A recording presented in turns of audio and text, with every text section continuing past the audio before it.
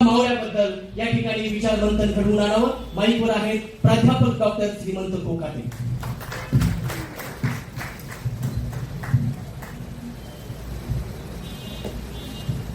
अठरा पगड जाती 12 बंधनांना संघटित करून शेकडो वर्षांची गुलामगिरी नष्ट करून रयतेचं स्वराज्य निर्माण करणारे छत्रपती शिवाजी महाराज आपल्या अधोगतीचं कारण अविद्येमध्ये शोधून विद्येविना मती गेली, मतीविना नीती गेली, नीतीविना गती गेली, गतीविना नृत्य गेले, नृत्यानं शूद्र कचले हा संदेश देणारे भारतीय शिक्षणाचे आद्यजनक महात्मा ज्योतिराव फुले, सावित्रीबाई फुले स्त्री देखील हिंमतवान असते, कर्तृत्ववान असते दाखवून देणाऱ्या लोकमाता अहिल्यादेवी होळकर आरक्षण करते आणि ज्यांनी आपल्या राज्यामध्ये शालेय शिक्षण सक्तीचा आणि मोफत करणारा कायदा केला ते राजर्षी छत्रपती शाहू महाराज, ज्यांच्या संविधानामुळे आज आपल्याला बोलण्याचं, लिहिण्याचं, प्रबोधन करण्याचं, धर्मचिकित्सा करण्याचं, संघटित होण्याचं स्वातंत्र्य मिळालं.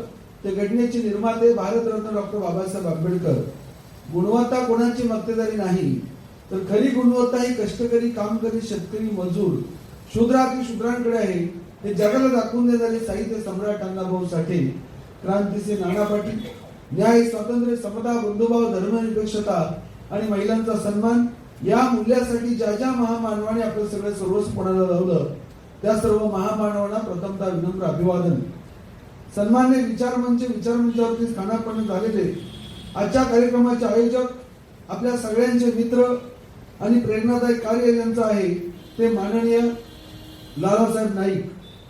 कार्यक्रमासाठी उपस्थित असणारे सगळे मान्यवर, माननीय रुबनजी आवळे साहेब, माननीय विकासजी तांबे साहेब, माननीय अनिलजी बिरांजे साहेब, त्याचबरोबर डॉक्टर सकट सर, आजचे सत्कार मूर्ती माननीय प्रियंका गायकवाड, माननीय भीमरावजी साठे, माननीय मंगेशजी साठे, माननीय किरणजी भोसले, माननीय बळवंतरावजी माने, माननीय भारतजी गोंगडे, माननीय जितेंद्र यशवंत, माननीय रावसाहेबजी आईवळे आणि या कार्यक्रमासाठी वेळात वेळ काढून आलेले आपल्या कोल्हापूर जिल्ह्यातील परिसरातील पंचक्रोशीतील राजकीय, सामाजिक, शैक्षणिक, सांस्कृतिक वेगळ्या क्षेत्रातील सगळे मान्यवर मंडळी, ज्यांचं सामाजिक चळवळीमध्ये, संशोधन क्षेत्रामध्ये आणि प्रकाशन क्षेत्रामध्ये मोलाचं योगदान आहे. आपले सगळ्यांचे मित्र, आमचे मित्र असणारे आणि जे सातत्यानं शिवराय फुले, शाहू आंबेडकर, अण्णाभाऊंचा विचार जागृत ठेवण्यासाठी सातत्य जे लागतं ते सातत्यानं काम करणारे माननीय अनिलजी ममाणे, माझे मित्र, माझ्या लहान भावासारखे असणारे आणि ज्यांचं साहित्य क्षेत्रामध्ये, प्रबोधन क्षेत्रामध्ये मोलाचं योगदान आहे. अशी खूप कमी भावंड महाराष्ट्रामध्ये आहेत. त्यामध्ये डॉक्टर प्रकाश नाईक सर आणि डॉक्टर सुहास नाईक सर अत्यंत प्रेमळ, त्याग, समर्पण. ह्या नाईक फॅमिलीकडून काय शिकावं तर त्याग, प्रामाणिकपणा, समर्पण, म्हणजे अशी समर्पण भावना. सगळं आयुष्य लालासाहेबांपासून डॉक्टर नाईक सरांपर्यंत दुसऱ्यासाठी सगळं आयुष्य ज्या कुटुंबाने, परिवाराने समर्पित केलेलं आहे, असा या परिवाराबद्दल मला व्यक्तिशः तुम्हाला जेवढा आदर आहे तेवढा किंबहुना जास्त मला आदर या नाईक परिवाराबद्दल आहे. मी काल नाशिकला होतो. काल नाशिकचा कार्यक्रम 10 वाजता संपला. मी रात्री 11 नंतर प्रवास कधी करत नाही, पण एक क्षण रात्री असा आला होता नाशिकमध्ये, मला म्हणावं वाटलं लालासाहेबांना की लालासाहेब मी उद्या नाही आलो तर चालेल का? पण त्यांची जी तत्वनिष्ठा आहे, प्रामाणिकपणा आहे, तळमळ आहे, त्यामुळे मला त्यांना फोन करायची माझी हिंमत झाली नाही. आणि मग रात्रीच्याला मी नाशिकहून निघालो, पुण्यामध्ये पहाटे पोहोचलो आणि सकाळी 8ला निघालो. पण ट्रॅफिक खूप असल्यामुळे जरा उशीर झाला आणि त्यामुळे नियोजित कार्यक्रमाला थोडं उशिरा पोहोचलो. म्हणजे लालासाहेबांचं जे प्रामाणिकपणा आहे, तळमळ आहे, कुठल्याही क्षणी कुठेही उपस्थित राहणारे, म्हणजे नाही हा शब्द यांच्या जीवनकोशात नाही. थकवा, कंटाळा असं काही त्यांच्या जीवनकोशामध्ये नाही. तर एक प्रामाणिक व्यक्तिमत्व, तत्वनिष्ठ व्यक्तिमत्व, सगळ्यांना सोबत घेऊन जाणारे व्यक्तिमत्व असे माननीय लालासाहेब आहेत आणि त्यांच्या परिवाराची त्यांना खूप मोठी साथ आहे. आज या ठिकाणी गुणवंताचा सत्कार देखील आयोजित केलेला आहे. आपले अनेक मान्यवर मंडळी या कार्यक्रमासाठी आलेले आहेत. तांबे साहेब मुंबईवरून आलेले आहेत आणि लालासाहेबांनी सुरुवातीलाच अनेक मान्यवर मंडळीचा या ठिकाणी परिचय करून दिला. जे सत्कार मूर्ती आहेत ते वेगळ्या क्षेत्रामध्ये, कोणी प्रशासनामध्ये, महसूल खात्यामध्ये, पोलीस खात्यामध्ये, अशा सगळ्या क्षेत्रातील मान्यवरांचा या ठिकाणी सत्कार होतो आहे. ही खूप चांगली गोष्ट आहे. की जे कोणी गुणवत्तेच्या ज्ञानाच्या क्षेत्रामध्ये अग्रेसर होतात त्यांचा आदर आणि सन्मान केला पाहिजे, कारण त्यातून नवीन पिढीला प्रेरणा मिळते. पण प्रेरणा ही जीवनामध्ये खूप महत्वाची असते. नव्या पिढीला पुढे घेऊन जायचं असेल तर त्यांच्याकडे आदर्श ठेवले पाहिजेत, प्रेरणा ठेवली पाहिजे.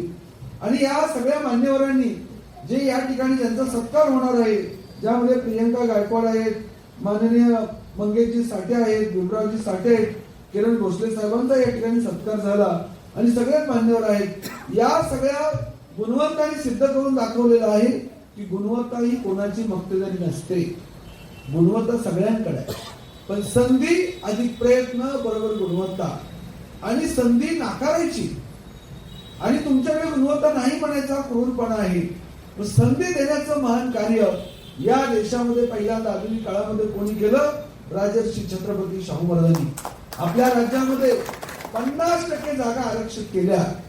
कारण सगळ्या गुणवानांना, सगळ्या जाती धर्मियांना प्रशासनामध्ये, शिक्षणामध्ये, सर्व क्षेत्रामध्ये प्रतिनिधित्व मिळालं पाहिजे, ही राजर्षी छत्रपती शाहू महाराजांची भूमिका होती.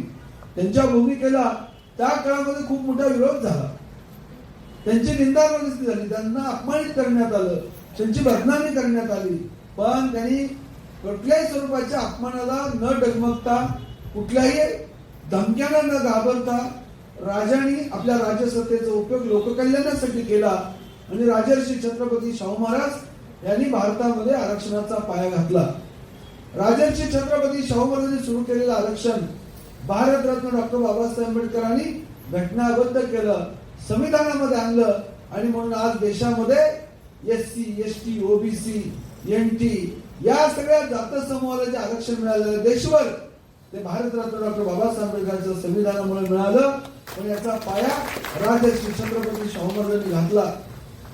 आणि म्हणून आज अनेक गुणवान मंडळी वेगळ्या क्षेत्रामध्ये, कलेच्या क्षेत्रामध्ये, साहित्य क्षेत्रामध्ये, सांस्कृतिक क्षेत्रामध्ये, प्रशासनामध्ये, न्यायपालिकेमध्ये, वेगळ्या क्षेत्रामध्ये आज आपल्या बहुजन समाजाची मुलं आणि मुली आहेत.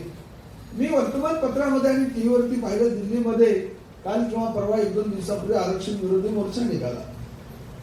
ते देशभक्त आहेत, ते काय आपले दुश्मन नाही. पण त्यांना मी असं सांगू इच्छितो, त्यांनाही माझा सल्ला आहे की काही लोकांचं म्हणणं असतं की गुणवत्तेवर नोकऱ्या द्या, मार्कावर नोकऱ्या द्या, आर्थिक निकषावर नोकऱ्या द्या, आरक्षण नको, जातीने आरक्षण नको, असं काही लोकांचं मत असतं. मी त्यांना सांगू इच्छितो, आरक्षण कशासाठी आहे तर आरक्षणाचा अंतिम उद्देश आहे सामाजिक समता, आर्थिक समता आणि शैक्षणिक समता निर्माण करण्यासाठी आरक्षण आहे. सामाजिक समता अधिक आपल्या देशात नाही. आज देखील विषमता आहे, जातीव्यवस्था आहे, कायद्याने संपली पण समाजामध्ये तिचं वास्तव भयानक आहे. सामाजिक विषमता आहे, आर्थिक विषमता आहे का नाही? आहे. श्रीमंत होत चाललेत, गरीब होत चाललेत. आपल्या देशातील 95% संपत्ती 5% लोकांकडे आहे आणि 5% लोकांकडे 95% संपत्ती आहे. अशी विदारक परिस्थिती आपल्या देशामध्ये आहे. श्रीमंत होत चाललेत, गरीब होत चाललेत. मी एकदा वर्तमानपत्रामध्ये बातमी वाचली होती, आपल्या देशातील एका उद्योगपतीनं आपल्या पत्नीच्या वाढदिवसाला एक मोठी भेटवस्तू दिली. काय दिली हो? विमान दिलं, विमान. आणि ते खेळण्याचं विमान नव्हतं बरं का, किंवा ते लक्ष्मीचं पुढे ठेवतात ते पण विमान नव्हतं. त्या विमानाची किंमत होती 250 कोटी रुपये. आपल्या देशात एक उद्योगपती आपल्या पत्नीच्या वाढदिवसाला 250 कोटीचं विमान भेट देतो. आम्ही काही त्याचा द्वेष करणार नाही. माझं मत आहे, असे नवरे गावागावात आणि घराघरात निर्माण झाले पाहिजे. एका बाजूला आपल्या देशातील एक पती आपल्या पत्नीच्या वाढदिवसाला 250 कोटीचं विमान भेट देतो आणि दुसऱ्या बाजूला आपल्या देशातल्या 99% नवऱ्याला आपल्या बायकोचा वाढदिवसच माहित नसतो. कधी परिस्थिती आहे का नाही? आता आपल्याला वाढदिवस का माहिती होतोय? फेसबुक मुळे, नाहीतर आपलाही माहिती झालं नसतं कोणाला. तर एक अंबानी नावाचे उद्योगपती पत्नीला वाढदिवसाला विमान भेट देतात आणि त्यांच्या राहत्या बंगल्याचं बिल किती येतं? Light bill.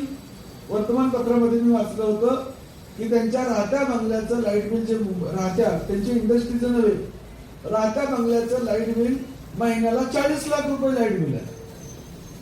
आपल्याकडे अनेक आदिवासी भागामध्ये लाईट नाही, 100 रुपये बिल आलं तर तेवढे भरण्याचे ऐकत नाही, असे देखील आपल्याकडे समाज बांधव आहेत. म्हणजे आर्थिक विषमता आपल्याकडे कायम आहे. श्रीमंतांच्या मुलाच्या शाळा, गरिबांच्या मुलांच्या शाळा वेगळ्या आहेत. ज्या शाळेमध्ये कलेक्टरचा मुलगा शिकतो, आमदारांचा मुलगा शिकतो, त्या शाळेत खेड्यापाड्यातील बहुजन समाजाचा मुलगा ज्या दिवशी शिकेल त्या दिवशी आपण म्हणू की शैक्षणिक समता आपल्या देशामध्ये आली. आयसीएससी सिलेबस आहे, सीबीएसईचा सिलेबस आहे, स्टेट बोर्डचा सिलेबस आहे. म्हणजे अशी विषमता, शैक्षणिक विषमता आहे, सामाजिक विषमता आहे, आर्थिक विषमता आपल्या देशामध्ये आहे. जोपर्यंत आपल्या देशामध्ये सामाजिक समता येणार नाही, आर्थिक समता येणार नाही, शैक्षणिक समता येणार नाही, तोपर्यंत आपल्या देशाला आरक्षणाची गरज आहे. ज्या दिवशी समता येईल आर्थिक, सामाजिक आणि शैक्षणिक, त्या दिवशी आरक्षण बंद करू दे ना, आपली काय हरकत नाही. पण तशी समता येण्यासाठी आरक्षणाची तरतूद आहे. आणि म्हणून या सगळ्या समाज घटकांना हक्क अधिकार मिळावेत आणि त्यांच्या जीवनाचा उत्कर्ष व्हावा, यासाठी राजर्षी छत्रपती शाहू महाराज, महात्मा फुले, भारतरत्न डॉक्टर बाबासाहेब आंबेडकर, साहित्य सम्राट अण्णाभाऊ साठे या महामानवाने आधुनिक काळामध्ये खूप मोठा संघर्ष केला. विशेषतः अण्णाभाऊ साठे यांचं जीवन चरित्र अत्यंत संघर्षमय आहे. त्यांच्या जीवनामध्ये प्रचंड संघर्ष आहे. 1.5 दिवस शाळेत गेले, फक्त 1.5 दिवस. पहिल्या दिवशी शाळेत गेले, शिक्षकांनी काय अभ्यासक्रम सांगितला, पाठ्यक्रम सांगितला, वर्गात तर येऊच देत नव्हते. पण धाडस करून दुसऱ्या दिवशी वर्गात गेले, शिक्षकांनी बेदम मारलं, दुसऱ्या दिवशी शाळेतून बाहेर आले, परत कधी शाळेत गेले नाही. आज प्रकाश सर पीएचडी आहेत, सुहास सर पीएचडी आहे, मी पीएचडी आहे, असे अनेक लोक पीएचडी आहेत. पण अण्णाभाऊंना त्या काळामध्ये शालेय शिक्षण, प्राथमिक शिक्षण सुद्धा मिळालं नाही.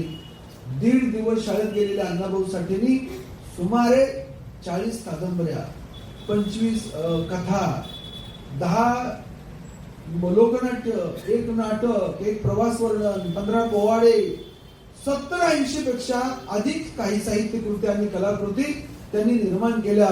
मराठी भाषेमध्ये इतका मोठा दिग्गज साहित्यिक दुसरा झालेला नाही. राज्य विद्यापंडित शरद पाटील मोठं व्यक्तिमत्व आहे.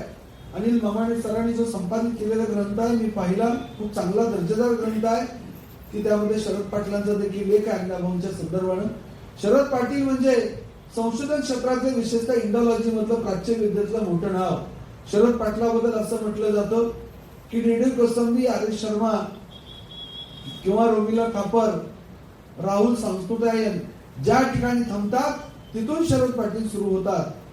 डॉक्टर सदानंद मोरे जे संत साहित्याचे मोठे अभ्यासक आहेत, त्यांच्या आणि शरद पाटलांचे मतभेद होते, ते वैचारिक पातळीवरचे मतभेद होते. मतभेद म्हणजे हे काय भांडण नसतं. मतभेद हे वैचारिक क्षेत्रामध्ये पाहिजे. वाद, ज्याला आपण इंग्रजीमध्ये डिबेट म्हणतो. डिबेट नसेल तर प्रगतीच होणार नाही. जगाचं विज्ञान, तत्वज्ञान डिबेटवरती आधारलेलं आहे. प्लेटो, अरिस्टॉटल, सॉक्रेटिस, थेल्स हे का मोठे झाले तर डिबेट केला. आपल्याकडे जैनिझम, बुद्धिझम किंवा चारवाक आणि प्राचीन काळातील जी फिलॉसॉफी डेव्हलप झाली त्याचं कारण डिबेट.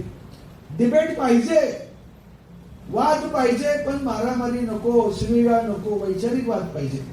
कोणाबद्दल द्वेष नको, असूया नको, आकस नसो, किंवा कोणाचं जीवन उद्ध्वस्त करायला नको, ट्रोल आर्मी नको. काही लोक ट्रोल आर्मी पाळतात, म्हणजे 10, 15, 20, 50 जणांची ट्रोल आर्मी करायची, ट्रोल करायचं आणि एखाद्याचं जीवन उद्ध्वस्त करायचं, त्याचं व्यक्तिगत चारित्र्यहनन करायचं, बदनामी करायची, त्याची जो बाजू नाकेबंदी करायची.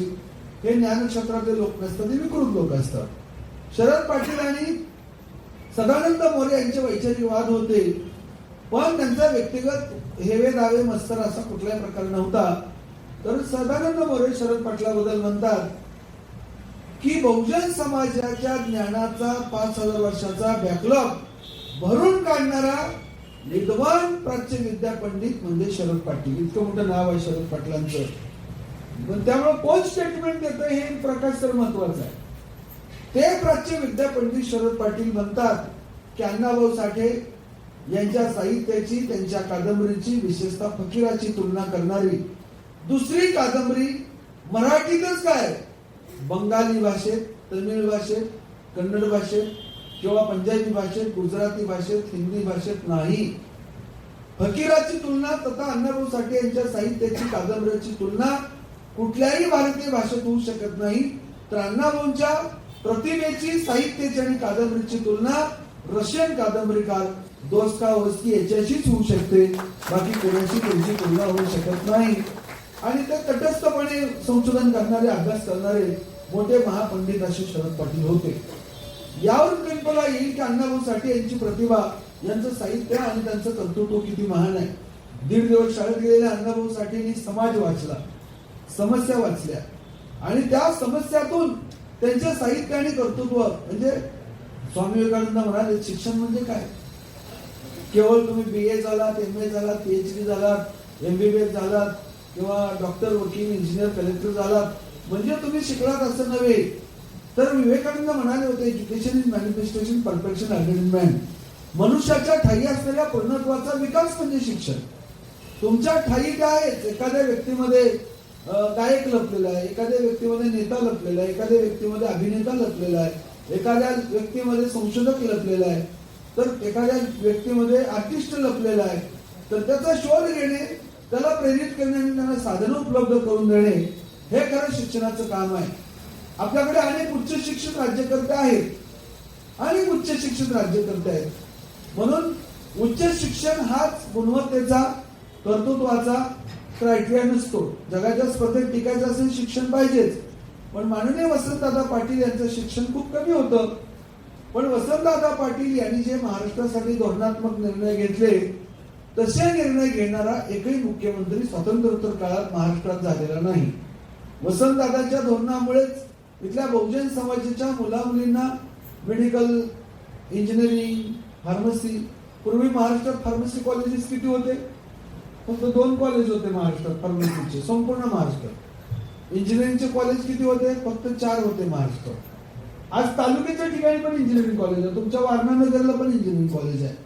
तर हा जो निर्णय वसंतदादांनी घेतला, त्यांचं शिक्षण काहीतरी 4थी झालेलं होतं. तर 4थ्या इयत्तेपर्यंत शिकलेल्या वसंतदादांनी जो धोरणात्मक निर्णय घेतला तसे निर्णय आतापर्यंतच्या कुठल्याही मुख्यमंत्र्यांना घेता आलेले नाहीत. महाराष्ट्रात अनेक बॅरिस्टर मुख्यमंत्री झाले, वकील मुख्यमंत्री झाले, उच्च शिक्षक मुख्यमंत्री झाले. म्हणून जगाच्या स्पर्धेत टिकायचं असेल मार्क पाहिजे, जगाच्या स्पर्धेत टिकायचं असेल शिक्षण पाहिजे. पण एखादा शिकलेला माणूस नाही म्हणून त्याच्याकडे गुणवत्ता नाही, एखाद्या व्यक्तीचं शिक्षण कमी आहे म्हणून त्याच्याकडे क्रिएटिव्हिटी नाही असं म्हणणं चुकीचं आहे. आपल्याकडे काय झाले सध्या, सगळे आपण मार्काच्या पाठीमागे लागलोय. 90% मार्क, 95% मार्क, 99% मार्क म्हणजे हुशार विद्यार्थी. हुशार विद्यार्थ्यांची व्याख्या काय आपल्या भारतीय परिप्रेक्षामध्ये? त्यामुळे काय झालं, शाळा सरकारी ओस पडत चालले, तर क्लासेस प्रचंड वाढत चालले. 2 लाख, 3 लाख, 5 लाख अकॅडमीची फी आणि 95%, 99%, 100% मार्क म्हणजे हुशार विद्यार्थी.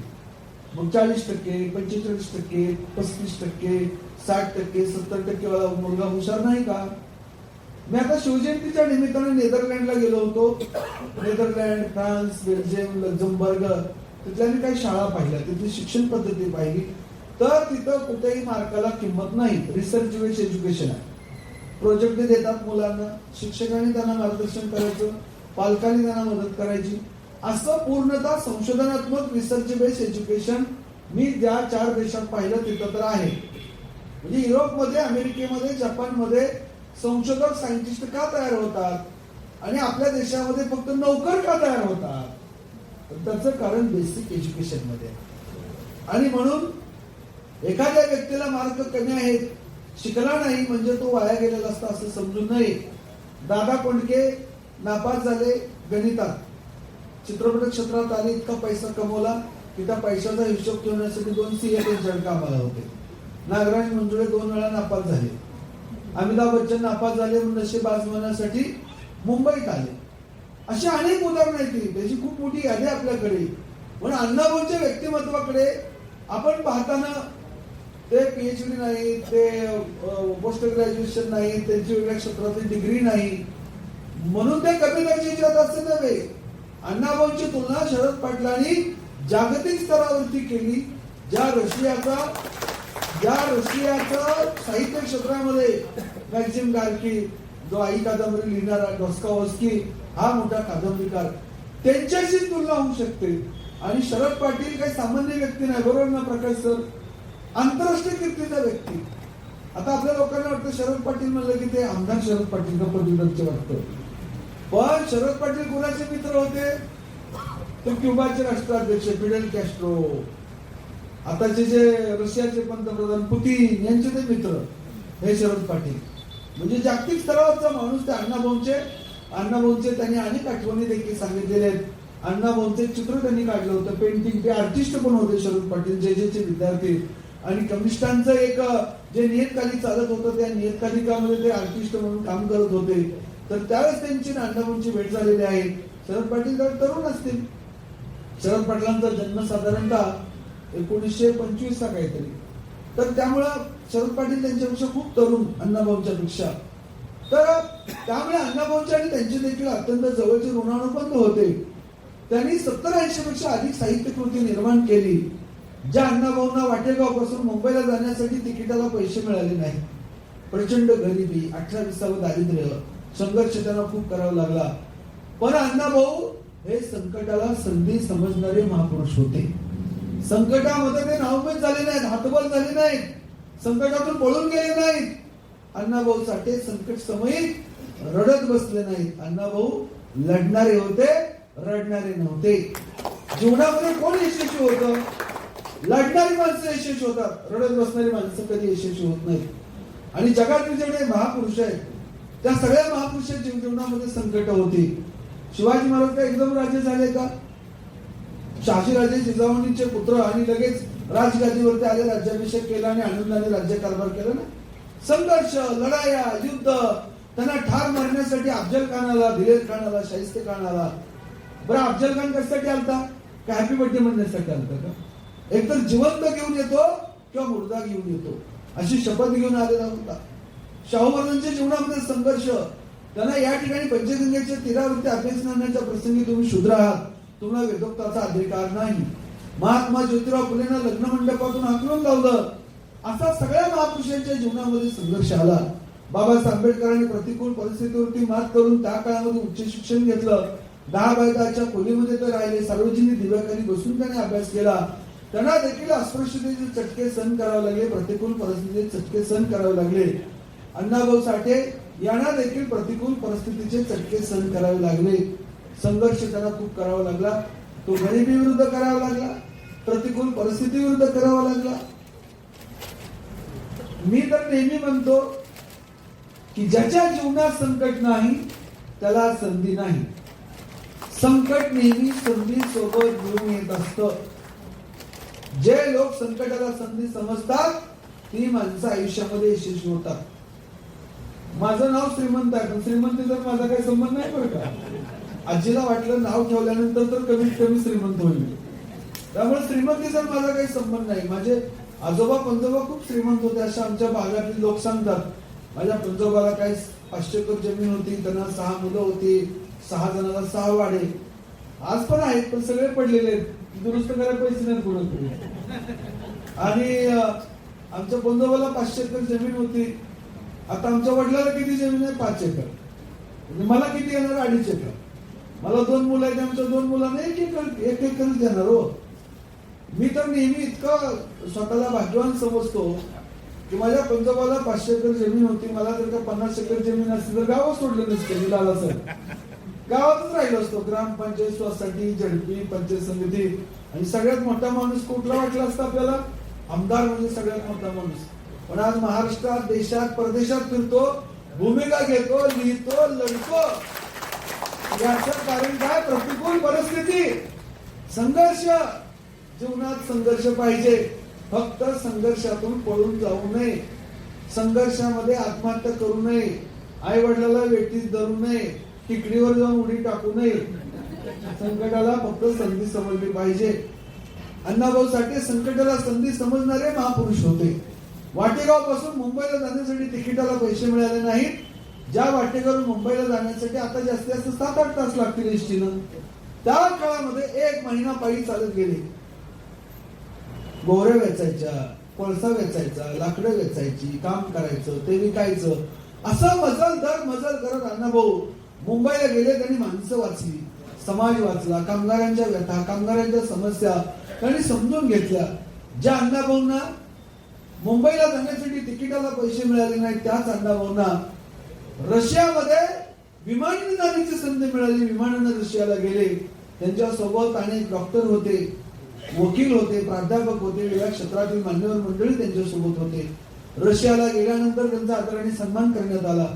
तिथं विचारलं तिथल्या आयोजकांनी की तुम्हाला काय पाहिजे. डॉक्टर म्हणाले आम्हाला रशियाची वैद्यकीय व्यवस्था पाहिजे. वकील मंडळी म्हणाले आम्हाला तुमची न्याय व्यवस्था पाहिजे. जे राज्यकर्ते होते ते म्हणाले तुमची संसदीय प्रणाली, राज्यव्यवस्था कसे चालते त्याचा अभ्यास आम्हाला करायचा आहे. जे प्राध्यापक होते ते म्हणाले आम्हाला विद्यापीठ शिक्षण व्यवस्था तुमची कशी पाहिजे. अण्णाभाऊंना विचारलं तुम्हाला काय पाहिजे. अण्णाभाऊ म्हणाले मला तुमच्या देशातले फुटपाथ पाहिजे. तुमच्या देशातले गरीब उपेक्षित वंचित कसे राहतात त्यांची दुःख आणि समस्या मला जाणून घ्यायच्या. परदेशामध्ये गेले अण्णाभाऊ, आपल्या समाज बांधवांना विसरले नाहीत. समाज बांधव म्हणजे कोण? गरीब, वंचित, उपेक्षित, मजूर, जगाच्या पाठीवरचे, हे त्यांचा समाज बांधव.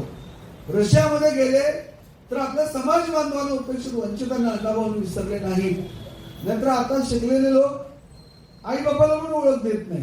म्हणजे शहरात गेले, मोठ्या ठिकाणी गेले की आई वडिलाला पण ओळखत नाही, गाववाल्याला ओळखत नाही, मित्रांना ओळखत नाहीत, अशी परिस्थिती. पण अण्णाभाऊ रशियाला गेले, पण आपल्या समाज बांधवांना ते कधी विसरले नाहीत. रशियामध्ये फिरले, रशिया त्यांनी पाहिला आणि रशियाचं प्रवास वर्णन त्यांनी लिहिलं. प्रवास वर्णनामध्ये त्या ठिकाणच्या आठवणी त्यांनी लिहिलेल्या आहेत. अण्णाभाऊ साठे रशियामध्ये गेले आणि आपल्या मराठीचा जय जयकार त्या ठिकाणी जाऊन त्यांनी केला. माझी मराठी मुलूक, मराठी भाषा आणि छत्रपती शिवाजीराजेंच्या राज्यातून मी आलेलो आहे. ज्या राजाने आमच्या देशातील उपेक्षित वंचितांना तलवार दिली. अण्णाभाऊंच्या फकीरा कादंबरीतील फकीरा म्हणतो ही जी तलवार आहे, ही तलवार माझ्या पूर्वजांना छत्रपती शिवाजीराजेंनी दिलेली तलवार आहे. वर्णव्यवस्था उद्ध्वस्त करून शूद्रांच्या हातामध्ये तलवार देणारे शिवाजी महाराज हे जाती व्यवस्था मोडणारे होते. सर्व जाती धर्माला हक्काधिकार देणारे होते. शिवाजीराजेंचं राज्य केवळ एका जातीचं, धर्माचं, पंथाचं, घराण्याचं राज्य नाही, तर ते लोककल्याणकारी रयतेचं, गोरगरिबांचं राज्य होतं. त्या अण्णाभाऊ साठेंच्या फकीरा कादंबरीतून माझा रशियाचा प्रवास, या प्रवास वर्णनातून देखील आपल्याला स्पष्टपणे लक्षात येतं. रशिया त्यांनी पाहिला, रशियाची सगळं वर्णन त्यांनी माझ्या रशियाचा प्रवास या ग्रंथामध्ये केलेला आहे. त्यांनी त्यांचा जो साहित्य प्रकार आहे, कादंबरी लिहिली, त्यांनी कथा लिहिली, लोकनाट्य लिहिलं, नाटक लिहिलं, छक्कड लिहिलं, त्याच पद्धतीनं पोवाडे लिहिले त्यांनी. एक व्यक्ती एका आयुष्यामध्ये किती क्षेत्रामध्ये काम करू शकतो. ते कामगार नेते होते, कामगारांचे प्रश्न त्यांनी मांडले, ते कम्युनिस्ट नेते होते, पण ते पारंपरिक मार्क्सवादी नव्हते. आपल्याकडे मार्क्सवाद आणि मार्क्सवादाचा अतिव माओवाद आणि नक्षलवाद आला की ज्याने आपल्या देशाला, लोकशाहीला आणि संविधानाला वेठीस धरलं.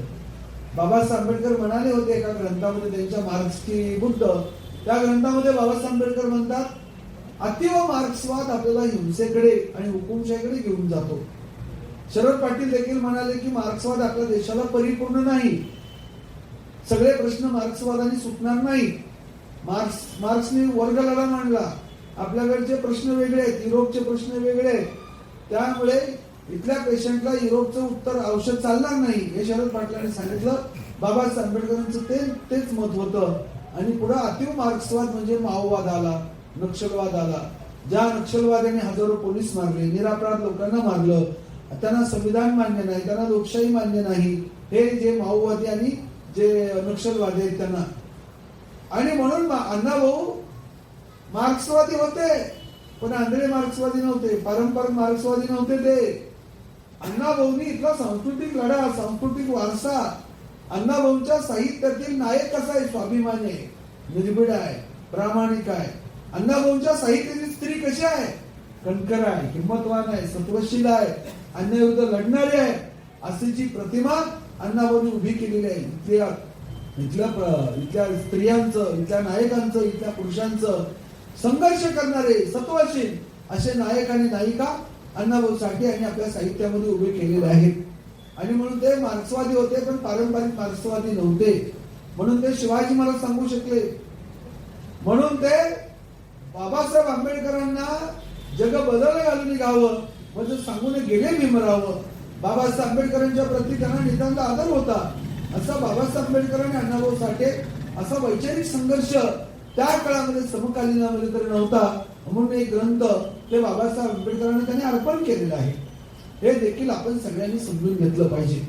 बंगालचे हाक, पंजाबचे हाक, दिल्लीचे हाक अशा पद्धतीचे पोवाडे त्यांनी लिहिले. म्हणजे ज्यावेळेस बंगालमध्ये दुष्काळ पडला, पंजाबमध्ये दंगल उसळली, तर त्यांच्या मदतीसाठी त्यांनी कार्यक्रम केले, आवाहन केलं लोकांना. म्हणजे केवळ महाराष्ट्रातल्या एका जातीच्या एका विशिष्ट वर्गाच्या प्रश्नासाठी अण्णाभाऊ लढले नाही, तर या सगळ्यांच्या प्रश्नासाठी देशाच्या पातळीवरती आणि जगाच्या पातळीवरती जो कष्टकरी श्रमकरी समाज आहे, वंचित समाज आहे, त्यांच्या हक्क अधिकारासाठी अण्णाभाऊ सतत लढत होते. अण्णाभाऊ साठे म्हणाले, म्हणजे अण्णाभाऊ साठे रॅशनल आहेत. जे लालासाहेबांनी जे म्हणाले सत्यशोधक अण्णाभाऊ साठे अगदी बरोबर आहे. ते सत्यशोधक आहे. जी सत्यशोधक ही भूमिका महात्मा ज्योतिराव फुलेंनी मांडली. सत्य म्हणजे काय, तर स्त्री पुरुष समानता, जाती व्यवस्थेचे विरुद्ध रॅशनल विचार. रॅशनल म्हणजे बुद्धिप्रामाण्यवादी, विज्ञानवादी. अण्णाभाऊंचे विचार विज्ञानवादी. त्यांचे विचार काय अंधश्रद्धाळू नाही, ते श्रद्धाळू होते. आपल्या परंपरेचा त्यांना अभिमान होता, पण तितकेच ते प्रागतिक विचाराचे होते. त्यामुळे अण्णाभाऊ म्हणाले, पृथ्वी ही शेष नागाच्या फण्यावरती तरलेली नसून ती कष्टकरी श्रमकाऱ्यांच्या तळहातावरती तरलेली आहे. हा विचार खूप महान विचार आहे, क्रांतिकारक विचार आहे. आणि तो आतापासून 70-80 वर्षापूर्वी मांडला अण्णाभाऊंनी. तो काय आता मांडलेला नाही. आज देखील आपली हिंमत होणार नाही. आज देखील आपल्याकडे खूप अंधश्रद्धा आहे. आज देखील आपल्याकडे पुराण कथेतून गावागावामध्ये असं सांगितलं जातं की पृथ्वी जी आहे ना, पृथ्वी ही शेष नागाच्या फण्यावरती उभी आहे. ईश्वराने तिला शेष नागाच्या फण्यावरती ठेवलेला आहे, म्हणजे सापाच्या फण्यावरती ठेवलेले आहे. आणि मधून अधून त्या सापाला कंटाळा येतो, त्याची मान दुखते आणि मग तो तुझी मान हलवतो, मग पृथ्वी हलते आणि त्यामुळे भूकंप होतात. अशी अंधश्रद्धा काल परवापर्यंत होती, त्याच देखील काही लोकांमध्ये आहे. अशा पार्श्वभूमीवर अण्णाभाऊ साठे त्या धक्का देतात, त्या पारंपरिक ज्या अंधश्रद्धेला धक्का देतात आणि म्हणतात ही पृथ्वी ही शेषनागाच्या फण्यावरती तरलेली नसून ती कष्टकरी श्रमकरी शेतकरी ही मजूर यांच्या तळहातावरती तरलेली आहे. शहरामधला माणूस दूध खाऊ शकतो, पनीर खाऊ शकतो, भाजी भाकरी खाऊ शकतो. कोणामुळं? श्रमकऱ्यांमुळं.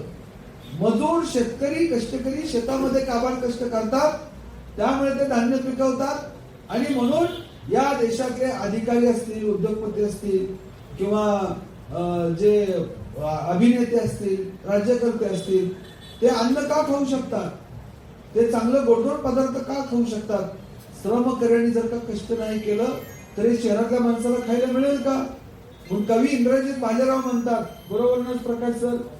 कवी इंद्रजित भालेराव म्हणतात, अरे शेतकऱ्यांनी मजुरांनी नाही केला पेरा तर शहरातला माणूस खाईल काय धतुरा? खेड्यापाड्यातल्या काबाड कष्ट श्रमकऱ्यांनी, मग त्यामध्ये 18 पगड जाती, 12 मजुदार आहेत, सुतार आहे, कुंभार आहे, मतंग आहे, बौद्ध आहे, सोनार आहे, मजूर आहे, शेतकरी आहे.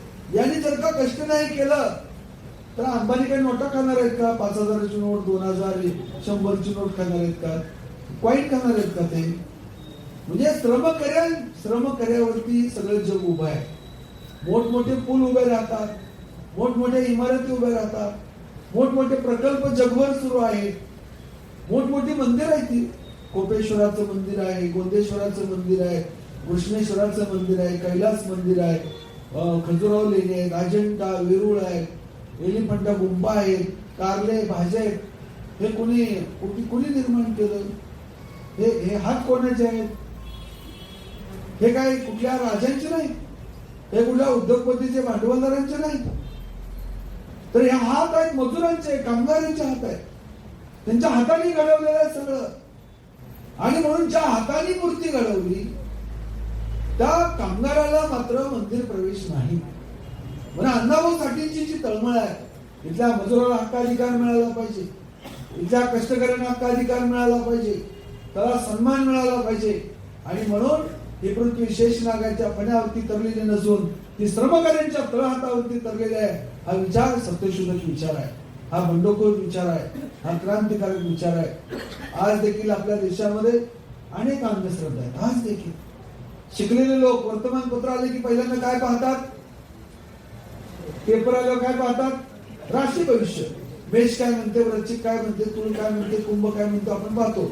मग राशी भविष्यामध्ये लिहिलेलं असतं आज तुम्हाला विमान प्रवासाचा योग आहे आणि पन्हाळ्यावर टमटम मध्ये बसून आलेले असतात. राशी भविष्य कसं ठरवतात? नावाच्या अध्याक्षरावर.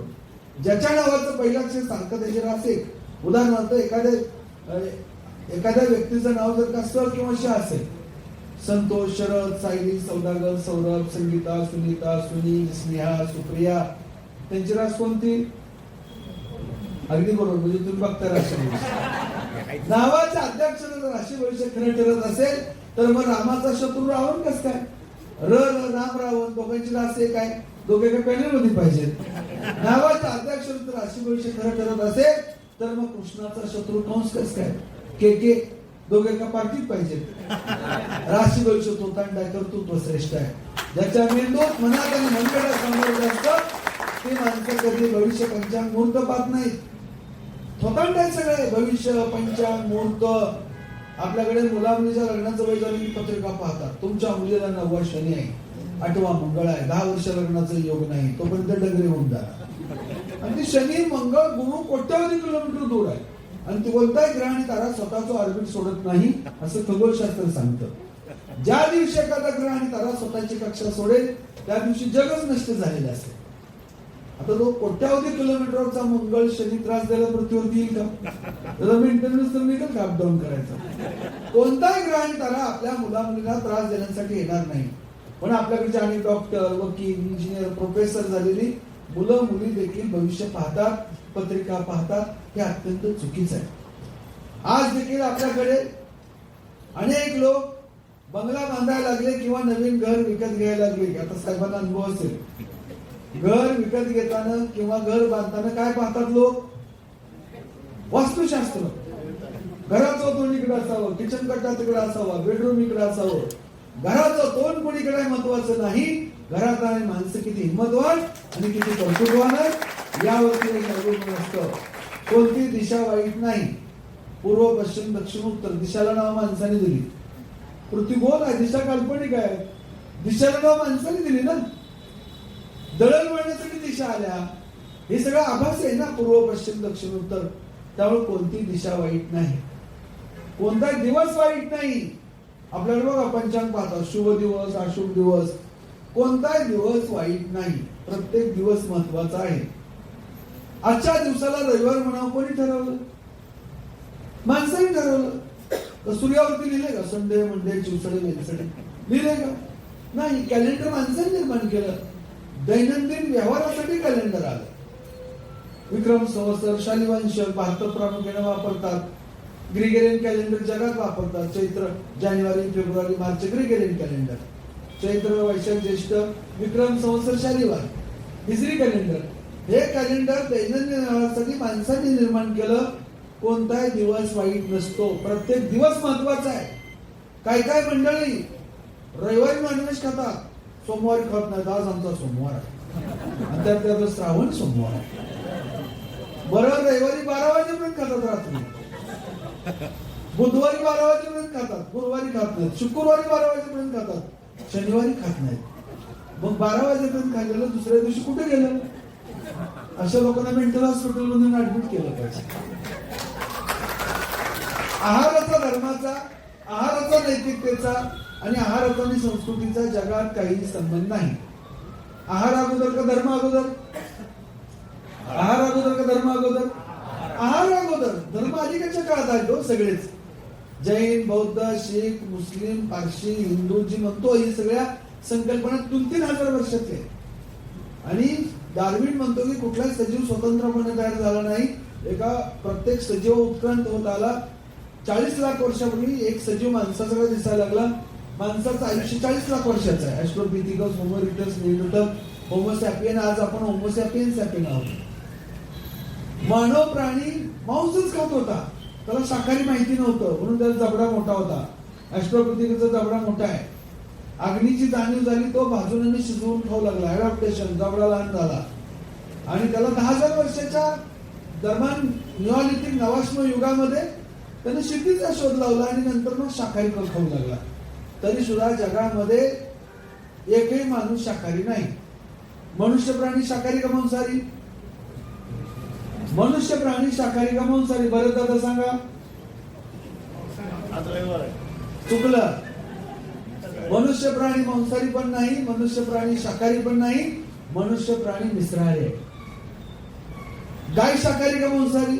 गाय शुद्ध शाकाहारी, ती काय आमलेट खात नाही.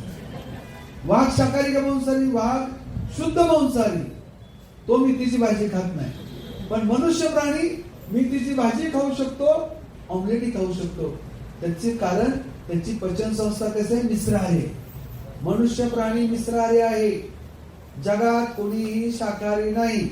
त्यामुळे लय नाटकं करू नयेत आम्ही शुद्ध शाकाहारी, आमचं हाडच वाटलेलं नाही. हाड तर रोज खाता. टूथपेस्ट, हाडाच्या मुक्तीशिवाय टूथपेस्टच तयार होत नाही. आणि आपल्याकडचं फार्मासिस्टला विचारा, कुठल्या फार्मसी झालेल्या व्यक्तीला, डॉक्टरने विचारा, आपल्या जगातले 99% मेडिसिन अॅनिमल बेस आहेत. फार्मासिस्टला विचारा, अॅनिमल बेस. हाडाची मुक्ती, जी कॅप्सूल असते का, कॅप्सूलची कव्हर प्लॅस्टिकची नाही, माणसं मरतील ती. हाडाच्या मुक्तीपासून जिलेटिन बनवलं जातं आणि त्याची ती कॅप्सूलची कव्हर असते, ती मेल्ट होते ना, मर्ज होते शरीरामध्ये. आणि ती जी हाडाची मुक्ती केलेली असते ना औषध तयार करताना, ती हाडं काही माणसाची नसतात. कुत्री, मांजरं, डुकरं, गाढवं. म्हणजे पुन्हा मेडिसिन पण सोडून देतो. बरोबर आहे. लिपस्टिक शुद्ध शाकाहारी महिला लिपस्टिक वापरतात का नाही? दिवसातून 3-3 वेळा प्रत्येक फंक्शनला. चरबी असते ते, चरबी. ते काय माणसं चरबी नसते, डुकराची, गाढवाची, कुत्र्याची. बरोबर. तर हे अंधश्रद्धा खूप आहे. आपण दही खातो का नाही? दही, दह्यामध्ये बॅक्टेरिया असतो आणि तो good bacteria. Small intestine, large intestine, stomach तुमचं स्वच्छ करतो. तो गरजेचं आहे. दही खूप चांगलं शरीराला. शरीर स्वच्छ करायचं असेल, अंतर्गत पचन संस्था स्वच्छ करायची असेल तर दही अत्यावश्यक आहे. दही, ताक खाल्लं पाहिजे. आपल्या प्राचीन साहित्यामध्ये, आयुर्वेदामध्ये ताकाला अमृत म्हटलंय. अमृत नाही बरं का, काल्पनिक आहे. पण जर अमृत काय असेल तर ताक हे अमृत आहे. आणि त्या अमृतामध्ये बॅक्टेरिया असतो बरं का, आणि बॅक्टेरिया सजीव असतो, त्याला जीव आहे. त्यामुळे तुम्ही पांढरा रस्सा, तांबडा रस्सा पिलात काय आणि ताक पिलात काय, सारखंच आहे. दही बिही ही, त्यामुळे नाटकं करू नये. आता काय म्हणतात, आम्ही शुद्ध शाकाहारी. कोरोनाच्या काळामध्ये डॉक्टरने काय खायला सांगितलं? कोरोनाच्या काळात चांगले डॉक्टर ट्रीटमेंट घेतल्यानंतर काय खायला सांगतात? अंडी खावा, मासे खावा, भाजीपाला खावा, दूध खावा, फळे खावा, सूप प्या. कुठले डॉक्टर म्हणतात का 4 बटाटी खावा, 4 रताळी खावा, 1/2 किलो शाबू खावा, रोज अर्धा लिटर चहा पीत जावा, सांगतात का? आपल्याकडे उपवासाला काय खातात? बटाटे, रताळे, साबुदाणा, चिप्स, वेफर्स. आता मी पण श्रद्धाळू आहे. मी ज्योतिबा, खंडोबा, भैरोबा, मुसोबाला मानतो. महात्मा ज्योतिराव फुलेंनी सांगितलंय की ज्योतिबा, खंडोबा, भैरोबा, मुसोबा, तुळजापूरची भवानी, पंढरीचा पांडुरंग लोकदेव आहे. शंकर आद्य महापुरुष आहे. आद्य महापुरुष आहे आपला शंकर. शंकर पार्वती, सावित्रीबाई फुलेंच्या काव्यफुल्यावरती जे मुखपृष्ठावरची चित्र आहे ते शंकर पार्वतीच आहे. शंकर पार्वती आपले आद्य महापुरुष आहेत, मी त्यांना मानतो. पण बटाटे, रताळे कधी आले? बटाटे, रताळे पोर्तुगीजांनी आणले 17व्या शतकात. साबुदाणा 1944 ला भारतात पहिल्यांदा आणला तामिळनाडूच्या व्यापाऱ्यांनी. कशासाठी आणला? कपड्याला स्टार्च करण्यासाठी. साबुदाणा कशासाठी आला? कपड्याला स्टार्च करण्यासाठी.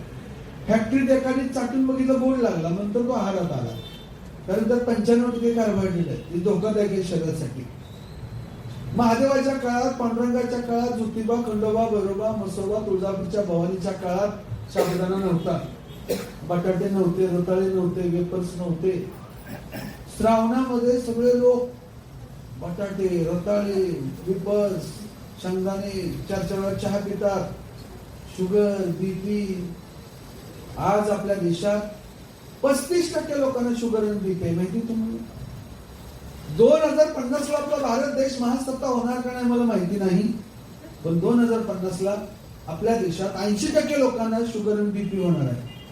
सडून सडून लोक मरतील. कुणी पाकिस्तानी किंवा चायनाने बॉम्ब पण सुद्धा टाकायची गरज नाही. मध्यंतरी रिपोर्ट आला, सर्च रिपोर्ट, भारतात वंध्यत्वाचं प्रमाण झपाट्यानं वाढत आहे. काय कारण आहे? बदलती लाईफस्टाईल, स्ट्रेस आणि खाणं, junk food, fast food, Maggi, Lays, Kurkure. पगार ना 2-2 लाख रुपये पगार आयटी क्षेत्रातल्या मुला मुलींना. अमेरिकेत दिवस असले की आपल्याला रात्र. दोघं पगारदार नोकर. स्वयंपाक कोणी करायचा? मग ती झोमॅटोवरून पार्सल मागवायचं. शहरातलं 90% दूध आणि पनीर हे केमिकलचं आहे. मग तुकाराम मुंडे सारख्या अधिकाऱ्याची आपल्या देशाला, महाराष्ट्राला नितांत गरज आहे. विष खाता लोक, विष. मॅगी, लेस, कुरकुरे, बॅक्टेरिया, हे सगळं. लहान मुलं सुद्धा, लहान मुलांना कुरकुरे कसे माहिती होतात? सोशल मीडियातून. सगळे विकसित देश आहेत, हे देश आपल्या देशाला बाजारपेठ समजतात. ग्राहक जे तुमचे उद्धार करते नाहीत, आपल्याला ग्राहक म्हणून पाहतात. आणि त्यामुळे त्यांचं सगळं ते आपल्याकडे ते काय काय पितात की आपल्याकडे ते सोडा, स्प्राईट, कोल्ड्रिंक्स, हे पिझ्झा, बर्गर, मॅकडॉनल्ड, KFC जे आलंय हे हायजेनिक नाही, शरीरासाठी अत्यंत घातक आहे. Junk food, fast food. आपलं लहानपण आठवा, आपण लहानपणी काय खाल्लंय? आपण लहानपणी काय खाल्लंय? काय खात होतो लहानपणी? जे भाजलेले शेंगदाणे, शेंगा, भाजलेले हरभरे, माकून भाकरी, आंबे, जांभळं, पेरू हे खातो. आताची लहान मुलं काय खातात? कॅडबरी, मॅगी, लेस, कुरकुरे, चीज, बर्गर, मॅयोनीज. अत्यंत भयानक आहे. वंध्यत्वाचं प्रमाण झपाट्यानं वाढतंय. अपत्य प्राप्तीचे मोठे प्रश्न शहरामध्ये आहेत. मी पुण्यात राहतो, तिथे अनेक डॉक्टर माझे मित्र आहेत, ते सांगतात कशी परिस्थिती आहे भयानक. तरुणांमध्ये लग्नाचं वाढलेलं वय 30, 32, 33 आणि त्यानंतर आहारामधला हे सगळं जे शहरीकरण आणि अत्यंत चुकीचे पदार्थ आपल्याकडे खाण्यामध्ये आलेले. एलॉन मस्क गेल्या महिन्यामध्ये म्हणला भारतामध्ये जन्मदर घटतोय, अशी भीती त्यांनी व्यक्त केलेली आहे. तर हे सगळं कशातून येतं? अंधश्रद्धेतून येतं. आहाराचा संबंध अंधश्रद्धेशी आहे ना. म्हणजे हे खायचं नाही, ते खायचं नाही, हा वार आहे, तो उपवास आहे. आणि कुणी ठरवलं? चतुर्थी आहे, एकादशी आहे, महाशिवरात्री आहे, उद्या ते सोमवार आहे, गुरुवार आहे, चतुर्थी. अरे माणूस चंद्रावर गेला की नाही? चंद्रावर गेला, थांबला, संशोधन केलं, मलमूत्र विसर्जन केलं, माणूस चंद्रावर जाऊन आला, तरी सुद्धा चतुर्थी, चंद्रोदय दर्शनाची चतुर्थी सुटत नाही. हा खूप वेडेपणा आपल्याकडे आलेला आहे. जपानमध्ये मध्यान्ह भोजनामध्ये, जपानमध्ये शाळेतल्या मुलांना मध्यान्ह भोजनामध्ये काय देतात? सी फूड देतात. मासे, पापलेट, सुरमई, बांगडा, चिलापी, रहू, कटला किंवा कोळंबी हे जपानच्या मुलांना देतात, शाळेतल्या मुलांना. जपानला चोहोबाजूनी समुद्र किनारा आहे, तिथं मासेमारी खूप चालते. आहारामध्ये नेहमीच मासे. मासे कमी पडले तर इतर देशाकडून तयार करतात, भारताकडून सुद्धा जातो मासा जपानला. जपानमध्ये शाळेतल्या मुलांना मध्यान्ह भोजनामध्ये मासे देतात. आणि आपल्या देशात मध्यान्ह भोजनामध्ये काय देतात? भात देतात, खिचडी. दुपारी पोरं झोपलीच पाहिजे ते वर्गात. अंड सुरू केलं तर मोर्चे निघाले आपल्याकडे, माहितीये? केंद्र सरकार निर्णय घेतला होता अंड शाळेतल्या मुलांना दुपारी द्यायचं. बरं, ते अंड काही कंपल्सरी नव्हतं सगळ्यांना. ज्यांना अंड खायचं नाही त्यांच्यासाठी केळी. मोर्चा निघाला, बंद केलं. त्या दिवशी टीव्हीवरती चर्चा झाली. ज्या दिवशी ते मोर्चे निघाले, मी त्या टीव्हीवरच्या चर्चेत होतो. ज्या अंड्याचे समर्थक होत्या, एक महिला होत्या, डॉक्टर होत्या त्या. मी म्हणलं मॅडम, तर त्याने विचारलं की बाबा तुम्ही शाकाहारी का मांसाहारी? त्या म्हणला हा काय प्रश्न झाला काय? मी डॉक्टर शाह आहे आणि मला विचारतो तुम्ही शाकाहारी का मांसाहारी? अर्थात मी शाकाहारी. म्हणलं दही खाल्लं मॅडम तुम्ही कधी? मेडिसिन कधी घेतलं तुम्ही? असा वाद झाला, डिबेट. आणि त्यांना नंतर मी एकच प्रश्न विचारला, मला एक सांगा मॅडम, म्हणलं मी काही डॉक्टर नाही, मी मेडिकल मधला डॉक्टर नाही, इतिहास क्षेत्रातला आहे, संशोधनातला. तर मला एक सांगा म्हणलं मॅडम की अंड्यामध्ये वाईट काय तेवढं सांगा म्हणलं. अंड्यामध्ये काय गांजा आहे, तंबाखू आहे, चरस आहे का कोकेन आहे? मला सांगा त्यात काय वाईट आहे? अहो, अंडा म्हणजे प्रोटीन आहे, कॅल्शियम आहे, B12 आहे, अत्यावश्यक आहे, पूर्ण अन्न आहे ते आपल्या सगळ्यांसाठी. काय वाईट आहे? बंद केलं हो सरकारने, आंदोलन निघाली, बंद करून टाकलं. अंड नाही आता शाळेतल्या मुलांना. कसा आपला भारत देश महासत्ता होणार? युरोप, अमेरिका, जपान पुढे का गेले? आपण पाठीमागे का आहोत? तर रॅशनलिझम नाही, सत्यशुद्ध वृत्ती नाही. म्हणून आपल्या महापुरुषांनी सत्यशुद्ध विचार मांडला. चार्वाकांनी, बुद्धांनी, महावीरांनी, चक्रधरांनी, संत नामदेवांनी, संत तुकाराम महाराजांनी, शाहू महाराजांनी, महात्मा फुलेंनी, बाबासाहेबांनी, कर्मवीर भाऊराव पाटलांनी. रयत शिक्षण संस्थेची स्थापना झाली. पहिलं कॉलेज साताऱ्यात सुरू झालं आणि ते पायाभरणी करताना कोणतर अण्णाभाऊंना म्हणाल, आज अमावस्या आहे, आज नको करायला. अण्णाभाऊ म्हणले, आज अमावस्या आहे ना, आजच आपण उद्घाटन करायचं. म्हणजे पायाभरणी शिवाजी कॉलेज पहिलं काढलं, अमावस्या दिवशी उद्घाटन केलं. आणि आता अमावस्या दिवशी कोण लग्न करेल का? अमावस्या दिवशी कोण गृहप्रवेश करेल का? अमावस्या आली तर अनेक उमेदवार दाखल करत नाही. शिवाजीराजेंच्या अनेक लढाई अमावस्याच्या रात्री असायच्या. मुलगा पालथा जन्मला, कोणीतरी म्हणाला, महाराज मुलगा पालथा जन्मला, राजाराम आपशुकोने शांती करा, यज्ञ करा. शिवरायांनी सांगितलं, अजिबात नाही. ज्या अर्थी माझा मुलगा पालथा जन्मला, त्या अर्थी तो दिल्लीची पातशाही पालथी घातल्याशिवाय राहणार नाही. हे विद्यार्थ्यांनी काढले. हा रॅशनल विचार आहे, हा बुद्धिप्रामाण्यवादी विचार आहे. आणि अशा पद्धतीचा सत्यशोधक विचार अण्णाभाऊंच्याकडे होता. आणि म्हणून ते म्हणू शकले की पृथ्वी शेषनागाच्या फण्यावरती तरलेली नसून ती कष्टकरी श्रमकरींच्या तळहातावरती तरलेली आहे. हा विचार अण्णाभाऊ साठे यांनी मांडला. मुंबई महाराष्ट्राला मिळाली, कामगारांनी लढा दिला. संयुक्त महाराष्ट्र चळवळ, शाहीर अमर शेख, शाहीर गवानकर आणि शाहीर अण्णाभाऊ साठे यांनी महाराष्ट्रभर आवाज उठवला. आणि जी मुंबई गुजरातला तोडून देण्याचा प्रयत्न मोरारजीभाई देसाई यांचा होता, तो मोरारजीभाई देसाई यांचा षडयंत्र, तो डाव हाणून पाडण्याचं मोठं काम कोणी केलं? अण्णाभाऊंनी केलं. महाराष्ट्रासाठी लढले, भूमीसाठी लढले, कामगारांसाठी लढले, उपेक्षित वंचितांसाठी लढले. त्यांचं साहित्य लोककल्याणासाठी, परिवर्तनासाठी, संघर्षासाठी साहित्य आहे. आणि म्हणून आम्ही अनेक वर्षापासून 20-25 जसं या देशातला शिक्षक दिन महात्मा ज्योतिराव फुलेंच्या नावाने झाला पाहिजे मागणी आमची. या ठिकाणी प्रकाश नाईक सर आहेत, मच्छिंद्र सक्ते सरांनी महाराष्ट्राचा पहिला कार्यक्रम इथंच आपण घेतला होता, महात्मा ज्योतिराव फुलेंच्या नावाने शिक्षक दिन झाला पाहिजे म्हणून. तसंच आम्ही अनेक वर्षापासून 20-25 वर्षापासून लढतोय. आपल्या मराठी भाषेला अभिजात भाषेचा दर्जा केंद्र सरकारने दिला, विद्यमान केंद्र सरकारने. त्याबद्दल त्यांचा आपण आभार मानूया. कारण अनेक वर्षाची मागणी होती. पण जनमानसाची मराठी, मराठी म्हणजे काय कुणाची मक्तेदारी नाही. पुण्याची मराठी म्हणजे प्रमाणभूत मराठी आहे, कोल्हापूरची मराठी म्हणजे प्रमाणभूत आहे, कोकणातली मराठी म्हणजे प्रमाणभूत आहे. किंवा भाषा ही कुठलीच प्रमाणभूत नसते. बरोबर ना सर? प्रकाश सर आपल्याला सांगतील, ते भाषा तज्ञ आहेत मोठे. तर भाषा ही कोणती भाषा अशुद्ध नसते. शुद्ध भाषा, अशुद्ध भाषा असं काही नसतं.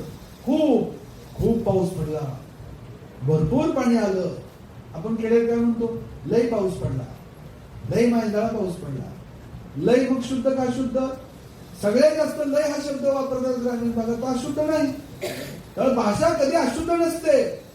या उलट आधुनिक काळातील मराठी, जनमानसाची मराठी साहित्यात आणण्याचं मोठं काम कोणी केलं? साहित्य सम्राट अण्णाभाऊ साठेंनी केलं. त्यामुळे मराठी भाषा दिन अण्णाभाऊ साठेंच्या नावाने झाला पाहिजे. सगळे दिवस काय यांच्या नावाने घालायचे का बाकीचे? अण्णाभाऊ साठेंच्या नावाने मराठी भाषा दिन झाला पाहिजे. आणि आधुनिक काळातच सगळे दिन आहेत ना, शिक्षक दिन असेल, कामगार दिन असेल, हे काय प्राचीन काळात मध्ययुगीन काळातल्या व्यक्तीच्या नावाने होत नाहीत.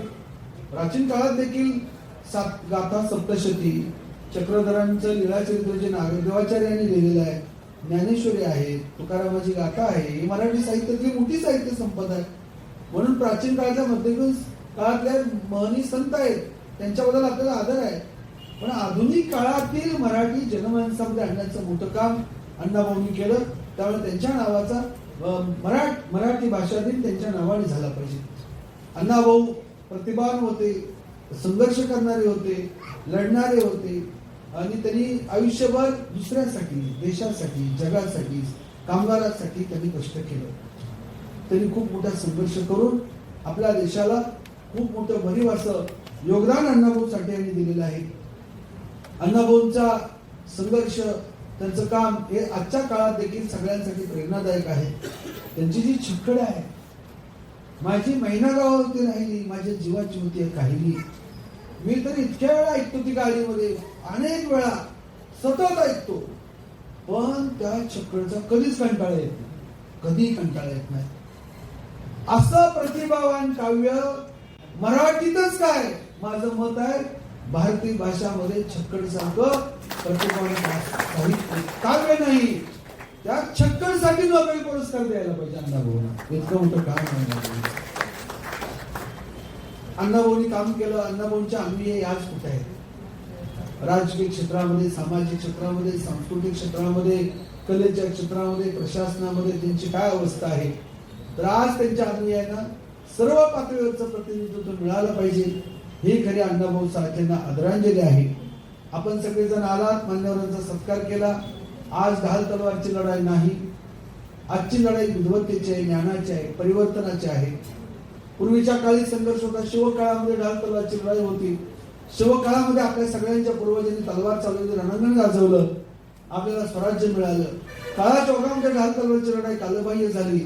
इथून पुढे बुद्धीचं, ज्ञानाचं, चातुर्याचं आणि विचाराचं युद्ध आहे. पण आज समाज बांधवांनी डॉक्टर झालं पाहिजे, वकील झालं पाहिजे, इंजिनियर झालं पाहिजे, IAS अधिकारी, IPS अधिकारी झालं पाहिजे.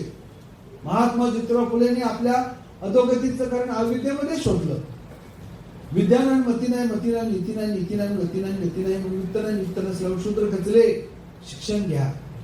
तुकाराम महाराज म्हणाले, आम्हा घरी दोन शब्दांचे रत्ने, शब्दाशस्त्र यत्न करू, शब्दाचे आमच्या जीवाचे जीवन, शब्द वाटू धन जन लोका. बाबासाहेब म्हणाले, शिका, संघटित व्हा, संघर्ष करा. शिकाल तर टिकाल, वाचाल तर वाचाल, नाहीतर भंगारात फेकाल. असे विचार बाबासाहेबांनी आपल्या पुढे आणले. शाहू महाराज म्हणाले, शिक्षणाशिवाय तरुणोपाय नाही. Education is power. आजच्या काळात सगळ्यात मोठी संपत्ती काय आहे? शिक्षण. म्हणून आपल्या समाज बांधव IAS अधिकारी झाले पाहिजेत, IPS अधिकारी झाले पाहिजेत, डॉक्टर, वकील, इंजिनियर झाले पाहिजेत. म्हणून या ठिकाणी जे अधिकारी झालेले आहेत, दादासाहेब त्यांचा सत्कार ठेवला, खूप चांगलं केलं. त्यांना प्रेरणा मिळेल, नव्या पिढीला प्रेरणा मिळेल. म्हणून आपल्या समाज बांधव, आपली नवीन मुलं, नवीन पिढी डॉक्टर, वकील, इंजिनियर, IAS अधिकारी, IPS अधिकारी झाली पाहिजे. अंधश्रद्धेपासून दूर गेलो पाहिजे आपण, आणि आपण व्यसनापासून सुद्धा दूर गेलो पाहिजे. तुकाराम महाराज म्हणाले होते, ओढुनी तंबाखू काढिल्याचे दूर बुडेले तर घरात येणे पापे. तंबाखू जेणे पदार्थाचं सेवन करा तर घर बुडेल. या महाराष्ट्राला दोन तुकाराम लाभले. मी नेहमी सांगतो, एक देहूचे संत तुकाराम महाराज यांनी सुमारे 5,500-4,500 अभंग लिहिले, आणि दुसरे तुकाराम म्हणजे आपले अण्णाभाऊ साठे, हे दुसरे तुकाराम आधुनिक महाराष्ट्रात. अण्णाभाऊंचं खरं नाव काय? तुकाराम नाव आहे अण्णाभाऊंचं. आज आपल्या नव्या पिढीने निर्व्यसनी राहिलं पाहिजे. मी पुण्यात राहतो, एवढी वाईट परिस्थिती आपले सुहास नाईक सर, आम्ही पुण्यात राहतो, काय अवस्था आहे? गेल्या महिन्यामध्ये वाघोलीला एका फार्म हाऊस वरती पोलीस डिपार्टमेंटने छापा टाकला, धाड टाकली. 70 मुलं सापडली, 70 अंमली पदार्थाचं सेवन केले. त्यातल्या 35 मुली आणि 35 मुलं, आणि सगळे शिकण्यासाठी पुण्यात गेलेले श्रीमंतांची मुलं. त्या फर्ग्युसन टेकडीवरती मॉर्निंग वॉकला गेल्यानंतर सकाळी एका व्यक्तीला, जे सकाळी वॉकिंगला गेले, त्यांना 2 मुली बेशुद्ध अवस्थेत दिसल्या. म्हणजे एक काळ असा होता की मुलं व्यसन करायचं, मुली सुद्धा शहरात दारू पितात, सिगरेट तोडतात, अंमली पदार्थ. ज्यांची म्हणजे काय असलं नाही ना, दारू पिणे, गुटखा खाणे, अंमली पदार्थ खाऊन पडणे. तर ज्या वेळेस ती 2 मुली बेशुद्ध अवस्थेत त्या टेकडीवरती पडलेल्या होत्या, त्यांना त्या व्यक्तीनं, जी मॉर्निंग वॉकला गेले, त्यांनी दवाखान्यात नेऊन ऍडमिट केलं. त्यातली एकीचा मृत्यू झाला दवाखान्यात. त्या दोघीपैकी एक मुलगी हायकोर्ट जजची मुलगी, पुण्यात शिकायला. ही अशी अवस्था आहे. बेंगलोर, कलकत्ता, चेन्नई, पुणे, मुंबई या मोठ्या शहरामध्ये तरुण पिढी अंमली पदार्थाच्या जाळ्यात अडकत चाललेली आहे. कोल्हापूरकडे अजून आलेलं नसेल, चांगली गोष्ट आहे, पण मोठ्या शहरामध्ये नवी पिढी अंमली पदार्थाच्या आहारी. आज आपण शपथ घेतली पाहिजे की आम्ही कधी दारूला हात लावणार नाही, तंबाखूला हात लावणार नाही, कुठल्याही व्यसनाला आम्ही हात लावणार नाही. ही शपथ आपल्या समाज बांधवांनी घेतली पाहिजे. म्हणजे तुम्ही सगळे निर्व्यसनी आहात, आपल्या दुसऱ्या नातेवाईकांना, मित्रमंडळीला, पाहुण्यांना सांगा. आपल्याला पुढे जायचं असेल तर निर्व्यसनी, बुद्धिप्रामाण्यवादी, समतावादी, विज्ञानवादी आणि शिक्षण ही सगळ्यात मोठी ताकद आहे. म्हणून आपण शिक्षण घेऊन पुढे जाणं, अण्णाभाऊंची प्रतिभा आपल्या ठाई येणं हीच खरी अण्णाभाऊंना आदरांजली आहे. मी अण्णाभाऊंच्या चरणी विनम्र अभिवादन करतो. सगळ्या सत्कार मूर्तींचं पुन्हा एकदा अभिनंदन करतो. लालासाहेबांनी उत्तम कार्यक्रमाचं आयोजन केलं, लालासाहेबांचं देखील अभिनंदन करतो आणि या ठिकाणी थांबतो. धन्यवाद. जय शिवराय, जय महाराज. धन्यवाद सर.